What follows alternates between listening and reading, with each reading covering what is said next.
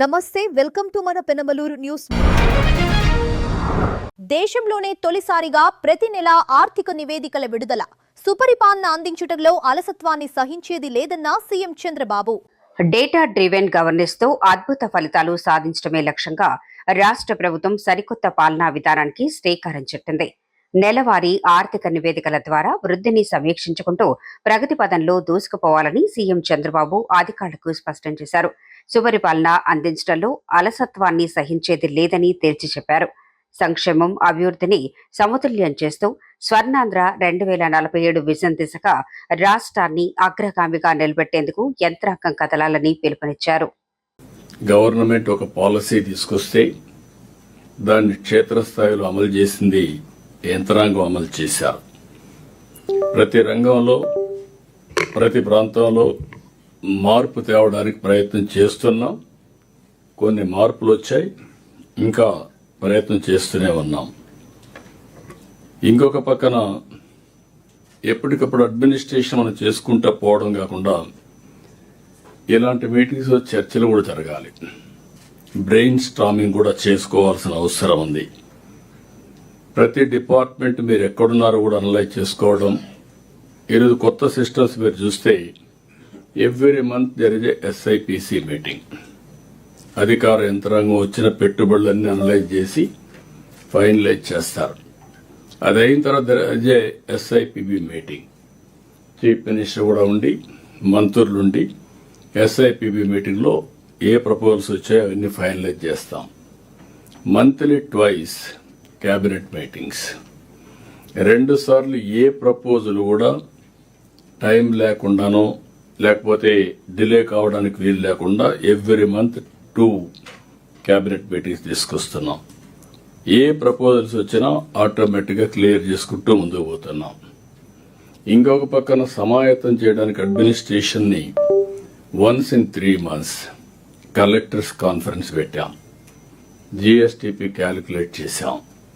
ఇవన్నీ కూడా వాళ్ళ ముందర పెట్టి అందరం కూడా ఏ విధంగా ఇంప్రూవ్ చేసుకోవాలనో అవన్నీ చేస్తూ వచ్చాం. ఒక రోడ్ మ్యాప్ తయారు చేశాం. Government of India Viksit Bharat 2047, Andhra Pradesh government Swarnandhra 2047, నిర్దిష్టమైన లక్ష్యాలు, పర్ క్యాపిటల్, జీఎస్టీపీ అన్ని పెట్టుకొని మనం ముందుకు పోతున్నాం. ఇప్పటి వరకు చూస్తే 19 ఎస్ఐపిబి మీటింగ్లు పెట్టాం, 52 కేబినెట్ మీటింగ్లు పెట్టాం, 7 కలెక్టర్ సమావేశాలు పెట్టాం. ఇంకొక పక్కన సిఏఐ, డిపిఐటి ఇవి కూడా పార్ట్నర్షిప్ సబ్మిట్లు 2 పెట్టాం. 3వ దానికి శ్రీకారం చుడుతున్నాం. ఒకప్పుడు పారిశ్రామికవేత్తలను మన రాష్ట్రం మీద నమ్మకం పోయింది, చాలా ఇబ్బందులు వచ్చాయి. ఈరోజు మీరు చూస్తే దేశంలో ప్రిఫర్డ్ డెస్టినేషన్ ఆంధ్రప్రదేశ్. ఇప్పటి వరకు ఇన్వెస్ట్మెంట్ ప్రపోజల్స్ అయితే 22,87,000 కోట్ల రూపాయల ఇన్వెస్ట్మెంట్ ప్రపోజల్స్ వచ్చాయి, ఎంఓయూలు చేశాం. ఎంప్లాయ్మెంట్ అయితే 21,30,000 మంది ఎంప్లాయ్మెంట్ వస్తుంది. అయితే చెప్పడం కాకుండా కేబినెట్ తీసుకొచ్చి అన్ని కూడా ల్యాండ్ అన్ని కూడా ఇచ్చి 11,86,000 కోట్ల రూపాయల ప్రపోజల్స్ ని క్లియర్ చేశాం, గ్రౌండ్ చేసే పరిస్థితికి వచ్చాం. దీనివల్ల 10,42,000 మందికి ఉద్యోగాలు వచ్చే పరిస్థితి వస్తుంది. ఇంకొక పక్కన ఈ అన్నిటి కూడా నేను ఒకసారి ఆలోచిస్తే ఇన్నోవేషన్ బ్లైండ్ గా చేయడం కాదు. ఈరోజు కొన్ని ప్రజెంటేషన్ చేస్తారు, అందులోనే వినూత్నంగా డిఫరెంట్ గా చేస్తే వాల్యూ అడిషన్ ఏ విధంగా వస్తుంది. ప్రజలకి బెటర్ లివింగ్ స్టాండర్డ్సే కాకుండా ప్రజలకు కూడా ఎలాంటి ఇబ్బంది లేని పరిపాలన ఏ విధంగా ఇవ్వగలుగుతామో మనం ఆలోచిస్తూ ఉండాల్సిన అవసరం ఉంది. నేను ఎప్పుడు ఇన్నోవేషన్కి ఎక్కువ ప్రాధాన్యత ఇస్తున్నాను. మనం చేసే పని డిఫరెంట్ గా చేయగలిగి కొత్త టెక్నాలజీస్ ఉపయోగించి మనం ముందుకు పోగలిగితే చాలా మంచి ఫలితాలు వస్తాయి. ఇంకొక పక్కన మీరు ఒకసారి చూస్తే టెక్నాలజీ ఉంది, రిసోర్సెస్ ఉన్నాయి, నాలెడ్జ్ ఉంది. టెక్నాలజీ నాలెడ్జ్ని అప్లికేషన్ చేయడానికి నాయకత్వం కావాలి. దిస్ వేర్ అనునిత్యం ప్రతి ఒక్కరు ఒక ఫాలోయర్గా కాకుండా ఒక లీడర్గా మీరు తయారయ్యి సమర్థవంతంగా మీరు నాయకత్వాన్ని ఇవ్వగలిగితే పై వాళ్ళతో అనుసంధానం కావడం, కింది వాళ్ళతో కోఆర్డినేట్ చేసి మెంటరింగ్ చేసి వాళ్ళ దగ్గర పని చేయించడం చేయాల్సిన అవసరం ఉంది. అయితే పాలసీలు తేవడం చాలా ఈజీ. ఆ పాలసీల్ని అవుట్కమ్గా కన్వర్ట్ చేయడం అనేది చాలా ప్రాసెస్ ఉంటుంది, డిఫికల్టీస్ ఉంటాయి. ఈ విషయం మీరు గుర్తుపెట్టుకోవాల్సిన అవసరం ఉంది. ఇప్పుడే ఒకప్పుడు జిఎస్టిపి మాట్లాడాం. ఈ రోజు నుంచి మంత్లీ ఎకనామిక్ రిపోర్ట్. ఈ మంత్లీ ఎకనామిక్ రిపోర్ట్లో broad contours of all departments which are all contributing జిఎస్టిపికి కాంట్రిబ్యూట్ చేసేటికి ఇందులో వచ్చే అవకాశం ఉంటుంది. డేటా డ్రివన్ గవర్నెన్స్ అని నేను మాట్లాడుతున్నాను. మనం అందరం గుర్తుపెట్టుకోవాల్సిన డేటా ఉంది. డేటా అక్యురేట్గా తెప్పించడం, ఆ డేటా అక్యురేట్గా వచ్చిన తర్వాత మీలో కూడా ఏ విధంగా దీన్ని లాజికల్గా తీసుకుపోవాలనో డెసిషన్ మేకింగ్ మీరు తీసుకుపోవాల్సిన అవసరం ఉంది. ఈరోజు మీటింగ్లో మీరు ఒకసారి చూస్తే కొన్ని విషయాలు మీ ముందర పెడుతున్నాం. ఒక 5-6 విషయాలు. ఒకటి ఈ ఆఫీస్ క్లియరెన్సెస్. చాలా మంది ఈ ఆఫీస్ క్లియరెన్సెస్ కొంతవరకు బాగానే చేస్తున్నారు. ఇంకా మీ కింద నుండే వాళ్ళు కూడా పర్ఫెక్ట్గా చేయాల్సిన అవసరం ఉంది. లాస్ట్ మైల్ వరకు ఎక్కడైనా మనకు డెలికేట్ కానీ కొంత ప్రాబ్లమ్స్ ఉండే ఫైల్స్ ఏ విధంగా చేయాలన్న దానికి కూడా గైడెన్స్ ఇస్తే అలాంటి వాటి కూడా ప్రొవిజన్ పెట్టి ఏ విధంగా డీల్ చేయాలో చేస్తాం. రెండోది పీపీపీ అనాలిసిస్. ఈరోజు దగ్గర 55 సర్వీసెస్, అది క్యాష్ కావచ్చు, డీబీటీ కావచ్చు, కైండ్ కావచ్చు, సర్వీస్ కావచ్చు, ఇవన్నీ కూడా ఆన్లైన్లో real time with IBRS feedback కానీ, క్యూఆర్ కోడ్ కానీ, టచ్ పాయింట్స్ కానీ అన్నీ తీసుకొని తయారు చేస్తున్నాం. దీనివల్ల ప్రతి ఒక్క డిపార్ట్మెంటు దగ్గర ఒక 26,000 మంది functionaries up to mandal level, కింది వరకు పోతే ఒక 45,000 వస్తారు. ఈ 25,000, 26,000 మంది ఫంక్షనరీస్ యొక్క పర్ఫార్మెన్స్ ఎవ్రీ మంత్ కానీ ఎవ్రీ పీరియాడికల్గా మొత్తం కలెక్ట్ చేస్తున్నాం. ఇక్కడ all departments, all secretaries, all head of the departments we are having this information. పొరుగు రాష్ట్రాలతో పోటీ పడి పరిశ్రమలు తీసుకొస్తున్నాం అన్న మంత్రి లోకేష్. కడప జిల్లాలో దాల్మియా సిమెంట్ ప్లాంట్ విస్తరణ పనులకు పునాదిరాయి పడింది. బైలవరం మండలం చిన్న కొమెర్ల సమీపంలో దాల్మియా సిమెంట్ 3,100 కోట్ల రూపాయల భారీ వ్యయంతో ఏర్పాటు చేస్తున్న రెండో ప్లాంటుకు మంత్రి లోకేష్ శంకుస్థాపన చేశారు. ఈ సందర్భంగా మంత్రి లోకేష్ మాట్లాడుతూ వైఎస్ఆర్సీపీ ప్రభుత్వ హయాంలో బ్రాండ్ ఆంధ్రప్రదేశ్ చాలా దెబ్బతిన్నదని ధ్వజమెత్తారు. మళ్లీ అభివృద్ధి స్థాయికి తీసుకురావడానికి 2 ఏళ్లు అహర్నిశలు కష్టపడ్డామని తెలిపారు. లక్ష్యాలు నెరవేర్చుకునేందుకు కష్టపడి పనిచేద్దామని పిలుపునిచ్చారు. దాల్మియా గ్రూప్ 3వ దశ కూడా విస్తరిస్తుందని, పొరుగు రాష్ట్రాలతో పోటీపడి పరిశ్రమలు తీసుకొస్తున్నామని మంత్రి లోకేష్ తెలిపారు. 2 నెలల క్రితం నేను SAEL సోలార్ ప్లాంట్ ఓపెనింగ్ వచ్చాను. ఆనాడు మీరు నాకు అండగా నిలబడారు. కరెక్ట్గా నెల తర్వాత గౌరవ ముఖ్యమంత్రి చంద్రబాబు నాయుడు గారు JSW స్టీల్ ప్లాంట్ పనులు ప్రారంభించడానికి వచ్చారు. నెల మారే లోపల మీ లోకేష్ ఇక్కడికి వచ్చి దాల్మియా సిమెంట్ ప్లాంట్కి పునాది వేస్తాం జరిగింది. అది ఈ కూటమి ప్రభుత్వానికి మీ పట్ల ఉన్న కమిట్మెంట్. ఆనాడు మీరు నన్ను నడిపించారు, అది జీవితాంతం గుర్తుపెట్టుకుంటా, మీ రుణం తీర్చుకుంటానని ఈ సభాముఖంగా జమ్మలమడ ప్రజలకి నేను హామీ ఇస్తున్నాను. మన గౌరవ ముఖ్యమంత్రి చంద్రబాబు నాయుడు గారు, గౌరవ ఇండస్ట్రీస్ మార్చులు TG భరత్ గారు, ఇంకో పక్కన నేను, ముగ్గురం కలిసి అమెరికా కానీ, సింగపూర్ కానీ, సౌత్ కొరియా కానీ, చివరికి రష్యా కూడా వెళ్ళి పెద్ద ఎత్తున పెట్టుబడులు మేము తీసుకొస్తున్నాం. దాని వెనకాల లక్ష్యం ఒకటే, మన నిరుద్యోగ యువకులు వేరే రాష్ట్రం వెళ్తాం కాదు, మన గడ్డపై వాళ్ళకి ఉద్యోగాలు కల్పించాలని. మీరు చూశారు, గడిచిన 2 సంవత్సరాలు అహర్నిశలు కష్టపడ్డాం. ఎందుకంటే బ్రాండ్ ఆంధ్రప్రదేశ్ చాలా దెబ్బతినింది. 2022లో ఈ ప్లాంట్కి క్లోజర్ నోటీస్ ఆనాటి పాలకులు ఇచ్చారు. వాళ్ళ మేనేజ్మెంట్ని నేనే స్వయంగా ఢిల్లీలో కలిసా. నేనే బ్రేక్ఫాస్ట్ పెట్టి మీరు రాండి, మేమున్నాం, జీవితాంతం మీకు అండగా నిలబడతాం. మా యువతి యువకులకి మీరు ఉద్యోగాలు కల్పించాలని నేను కోరటం జరిగింది. కొత్త కంపెనీలు తీసుకొస్తాం ఒక పక్కన, కానీ కంపెనీలు ఎవరైతే ఆంధ్ర రాష్ట్రంలో పెట్టుబడులు ఇప్పటికే పెట్టారో వాళ్ళ చేత ఎక్స్పాన్షన్లు కూడా చేపించాల్సిన బాధ్యత మనందరిపైన ఉంది. ఈరోజు వాళ్ళు పెట్టుబడులు పెడుతున్నారంటే దాని వెనకాల మన పిల్లల కష్టం ఉంది. ఇక్కడున్న యువత యువకులందరూ నేను కోరుతున్నా, కష్టపడదాం, పని చేద్దాం, కంపెనీలో కూడా మనం ఎదుగుదాం. మీ పనితీరు చూసే మళ్ళీ మూడో విడత ఎక్స్పాన్షన్ చేస్తారు. అందుకే యువకులందరినీ నేను కోరుతున్నా, కలిసికట్టుగా మన రాష్ట్రాన్ని మనం నిర్మించుకోవాలి. రాష్ట్ర విభజన వల్ల ఎంత నష్టపోయామో మనందరూ తెలుసు. కట్టుబట్టలతో మెడబట్టి మనం బయటికి గెంటేశారు. రాజధాని ఎక్కడ పెట్టాలో చెప్పలేదు. రాజధాని కనీసం నిధులు కూడా ఆనాడు ఇవ్వలేదు. సొంత కాలుపైన ఈరోజు నిలబడుతున్నాం. నాలో కసి ఉంది, ఆంధ్ర రాష్ట్రాన్ని అన్ని రంగాల్లో నంబర్ 1 చేయాలని. కానీ అది నేను సాధించాలంటే యువకుల ప్రోత్సాహం నాకు కావాలి, మీ సహకారం నాతో ఉండాలి. ఈరోజు పక్క రాష్ట్రాలతో మేము పోటీ పడుతున్నాం. పక్క రాష్ట్రంతో పోటీపడి రాయల్ ఎన్ఫీల్డ్ తీసుకొచ్చాం. పక్క రాష్ట్రాలతో పోటీపడి ఈరోజు ఆమ్కా తీసుకొచ్చాం. కియా ఎక్స్పాన్షన్ చేస్తున్నారు తెలిసిన వెంటనే నేను వాళ్ళ హెడ్ క్వార్టర్స్కి వెళ్ళి ఏకంగా వాళ్ళ చేత ఎక్స్పాన్షన్ కూడా ఆంధ్ర రాష్ట్రంలో పెట్టాలని వాళ్ళకి చెప్తాం జరిగింది.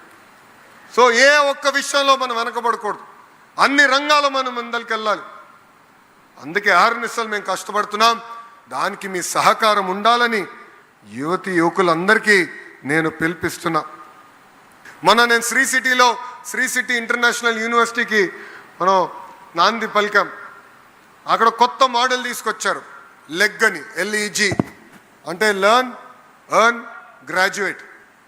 అంటే ఒక పక్కన 3 నెలలు చదువుకోవచ్చు, మళ్ళీ 8 నెలలు కంపెనీలో పనిచేయచ్చు, మళ్ళీ 3 నెలలు చదువుకుని 4 సంవత్సరాలు డిగ్రీ సాధించడానికి అద్భుతమైన అవకాశం మనం కల్పిస్తున్నాం.